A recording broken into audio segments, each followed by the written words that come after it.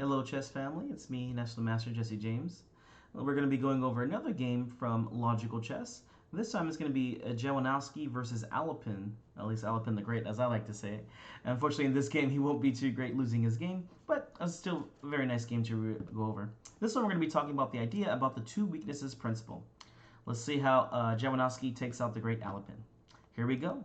d4, d5, c4, e6. Here we got the classic Queen's Gambit. Knight c3. Of course, black is going to be playing the Queen's Gambit Decline, a more popular version. Bishop b7, knight f3, knight f6, bishop g5, h6, bishop h4, d takes on c4. I'm not too fond of this move right here, but here Alapin has an idea that by taking on c4, he's going to get some free tempos after this other move of pawn to a6. He's after the bishop will take, he wants to try and get b5 in, which is what happens. So bishop takes c4, b5, a very common idea to expand on the queen side.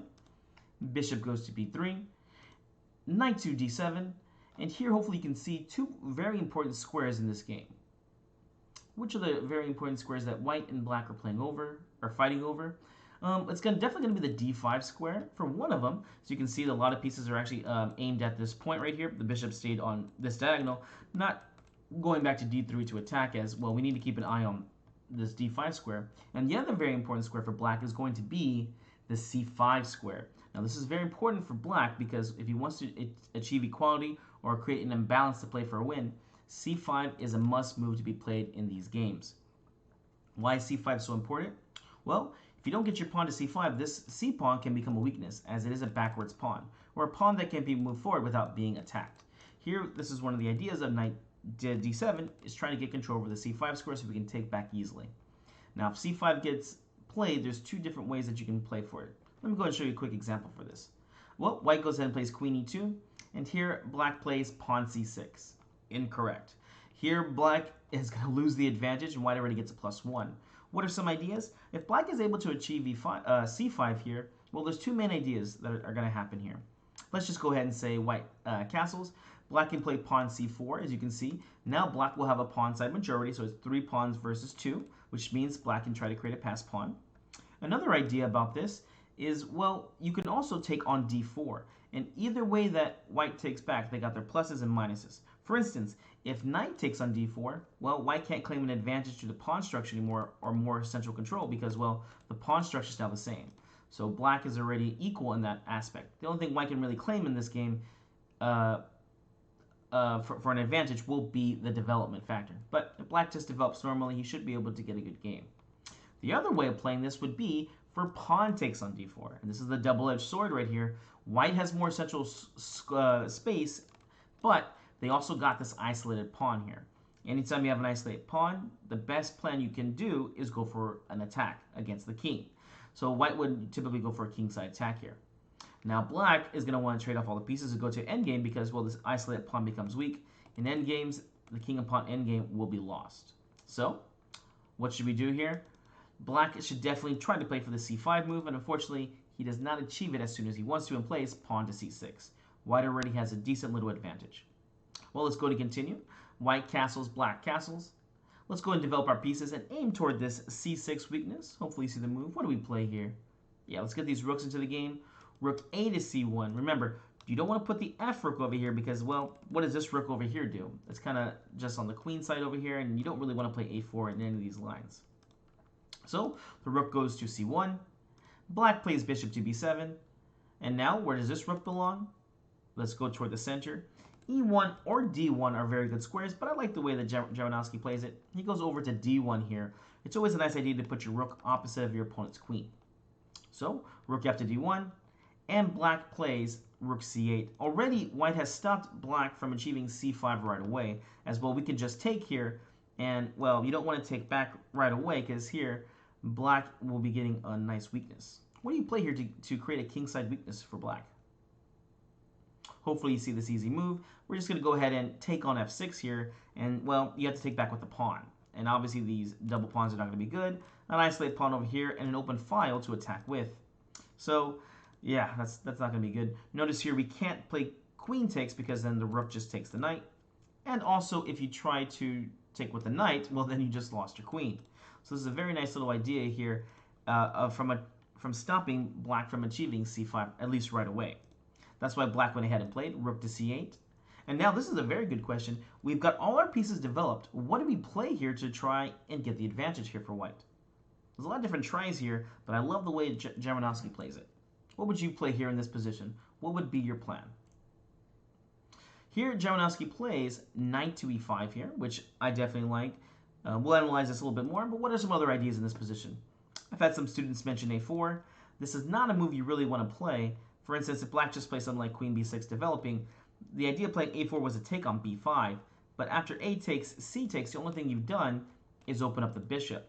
And you can see right now, one of the problems with not getting your pawn to c5 is this bishop is just entombed, right? I mean, what's the difference between this bishop and a pawn? Nothing, right? The bishop basically is a pawn right now, so we want to keep this in there. So we don't want to make the trade-off, especially because when you make a pawn trade-off, the only thing you're doing is giving them the advantage still, because again, you're opening up their bishop. But again, 2 pawns versus 1. Black is close to trying to achieving a pass pawn. What else can we play? Maybe e4. This move would probably be played by a lot of players, and there's nothing particularly wrong with this move, although I would say after this move right here, you have created your pawn kind of weaknesses because they're no longer being defended by each other. So, black has a lot of different ideas here that he can try to play against the pawns. It's giving only white a 0.1 advantage after this move. So not too much here. Any pawn move you make, there will be weaknesses in the game. But again, this is a way that you can play for an advantage. I've had one student mention knight e1 to go to d3 to c5. Unfortunately, this is 1, 2, 3 moves, and just after the simple queen b6, pawn c5, they've gotten out the pin, and they've already achieved the c5 idea. This move simply just took too long. That's why we have the nice idea by Janowsky playing knight to e5. A very nice idea here, trying to control the center. The knight is placed on a better piece, and we can start building on this one square, which is the e5 square. Here, Alapin doesn't respond the best to this move, in my opinion. He goes ahead and takes on e5. Well, let's just go ahead and take back. And now we see that the rook is opened up to attack the queen. The knight jumps to d5 here, and already white has 2 weak squares that we can start putting pressure on. Do you see where the weak squares are? Hopefully you see them. It's on d6 and on c5 right here. And, well, if we want to get control over these squares, how can we do that? We're going to remove one of the defenders, so let's go ahead and play bishop takes e7. This is the main defender for both these squares. And here, black has to play knight takes on c3 here. Notice that if he did play queen takes e7, what would you play here to take advantage of d6 and c5? Of course, you would just play the knight to e4, and now your knight's going to look great on d6 or c5 here, sitting pretty and stopping this bishop from trying to get active. I like c5 a little bit more than d6, although d6 looks like a great square because it's, again, just controlling a lot of different pieces. So, black had to go ahead and play knight takes on c3. And, of course, we don't have time to grab this queen right away because knight takes e2 check, and we're just going to be losing the game here. So, we could just go ahead and play rook takes on c3, queen takes on e7, and rook to d3 here. There's only one open file in this position, so white would love to take control of it. If you get rook to d7 in, you should just be winning the game, as your rook is now going to be penetrating black's 7th rank. And whenever you're using rooks, you always want to get your rooks behind the pawns to attack, because, well, they can't run away from you. If they move forward, you can just keep trying to attack them. So you will attack the base of the pawn chain. Also, the rook would then be able to attack mostly all the pawns. So, black played one of the most common moves here, rook f to d8. We don't want to allow white to keep this advantage, so we just want to try and trade off all the rooks. Of course, if you do this as white, you're going to lose your advantage. What did Janowsky play here to try and move forward with an advantage? There's one nice idea to play here. Hopefully you saw the idea. We're going to be playing for this weak square of d6 and play rook to d6, of course. Here, black has to respond to this because, well, if you just try to not respond to this, let's just say you play, I don't know, pawn c5. Now we can play something like queen d2, and now we have Alapin's gun here. They have to respond to us now because, well, now we're threatening to win a piece. And if you trade, then we can just keep the open file to ourselves. So, what should we do as black here?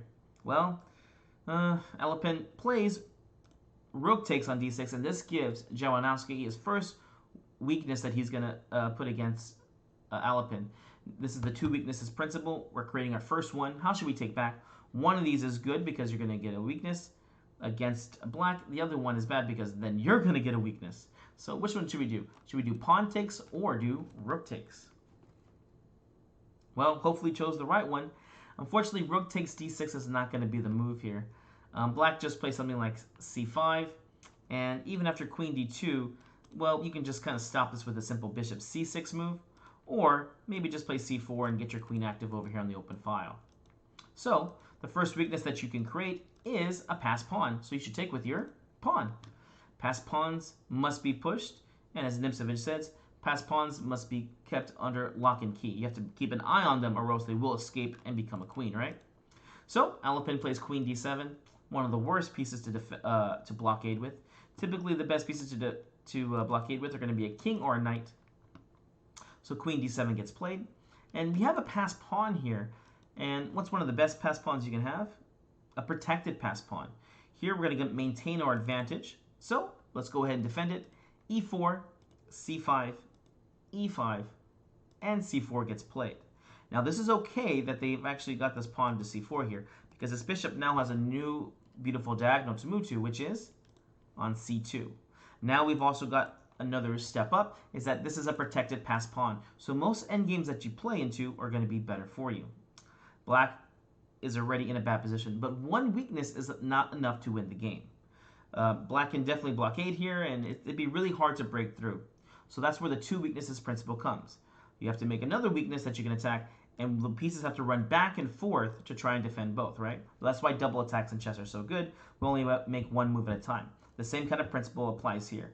When we create the two weaknesses, when they run back and forth to defend, there's going to be that imbalance, and unfortunately cannot defend both at the same time. So bishop c2 gets played. Black goes ahead and plays queen c6. All right, let's just defend the checkmate. I really like the way that Janowsky plays this. Nice and simple. Pawn to f3. This stunts the bishop positionally because, well, the only thing this bishop could really do is attack, right? Well, after this, it's just stunted. It can't really attack against this wall. Well, check was played. King runs to the corner. And then black plays rook to d8. He's already keeping an eye on d7 to come in and attack the rook. He's starting to blockade. Again, if you only had this one idea of trying to push the passed pawn, it will not work unless your opponent makes a mistake. So here we need to create our second weakness for black. What should we do here for for white to create a second weakness? One of my favorite things to do, we start a kingside attack. We're going to create a weakness on this kingside over here. And you can see this is a perfectly good idea as the bishop is aimed over here. We have a queen over here. How do we do this? We're going to go ahead and start pushing our pawns. Before that, though, I like how Janowsky says, you know what, I'm in control right now. Let's take our time. He's going to play queen to e1. What does this move do? A lot of people would probably just play pawn f4 here, which is a decent move here, but I like this queen move here. It's not really letting black know what's going on. He says, I'm in charge here, and he's going to stop black's best plan. What was black's best plan in this game? He has the 3 pawns versus the 2, so we want to play a5, b4, c3, creating the passed pawn. Now this is a very slick move. Not only does queen e1 stop the a5 idea, but it's also thinking about getting control over the d8 square. Why is this important? Well, when you're trying to push your pawn forward, your passed pawn forward, you need to control the squares in front of it. So queen e1 is looking at a nice idea, maybe going to a5 to get control over the square, or maybe even h4 for a kingside attack, and looking again at this d8 square. Black sees the idea and goes ahead, plays rook to d7. And again, just take your time here. I like the way Janowsky's playing. Pawn h3, I'm in complete control here. Let's see, what can you do here, black? Black, unfortunately, doesn't find any good ideas and plays bishop c6. Now, this does have some thought behind it. He wants to go ahead and blockade this square, which the bishop is going to help control. And then he wants to slide the rook over to a7 so that, again, he can play a5, b4, c3. The problem with this is that this is a very slow process. Here, Janowsky is going to create that very fast kingside attack. What do we do here to start building up on the kingside? Here we go. Pawn to f4, threatening pawn to f5. Well, black goes ahead and plays. Rook to a7, continuing the plan to play a5. And what should we play now? Let's keep the attack going. Pawn to f5, of course. And black plays bishop to d7. Of course, if you do take over here after bishop takes f5, Now you got another very strong pawn here. It's already giving white's advantage a +5 or up a rook advantage. We got a little bit more control over d7, maybe even ideas about playing this pawn forward, taking away pawns in front of this king. So we got the passed pawn and then the king weakness. Way too much for black to defend here. So black tried to play bishop d7 to control the square. Of course, you don't want to take on e6 right away because, well, bishop takes, and the bishop's very nicely placed here to help defend against a lot of the squares, and even is going to be helping out later on with the passed pawn. So here, Janowsky plays a very nice attacking idea. Any ideas? Hopefully you see this beautiful move. Pawn to f6. When the pawn gets to f6, there's a lollipop checkmates around here. All we have to do is try to get the queen over there to attack. If you do take, white's just winning here, queen g3 check, king h8, queen f4, the double attack right here. Don't take on e5 here, as you're going to just get checkmated very, very fast. King g8, bishop h7, and then queen over for checkmate. Oof. A lot of these ideas are going to be here because the king is just undefended. There's no pieces next to it to defend. So black played pawn to g6. Let's start mounting against that kingside attack. Let's start attacking black's king. Here, the second weakness has been made. Do you see the weakness that white's going to start attacking now? Hopefully you see it. The first weakness was the passed pawn trying to get to d7. Now the second weakness is g6. Let's start the attack. Let's start bringing our pieces over there. Queen g3 got played, already threatening some checkmating ideas. If you play something like rook a8, oof, you just lost the game. Bishop takes on g6, pawn takes, queen takes, with a checkmate soon to follow.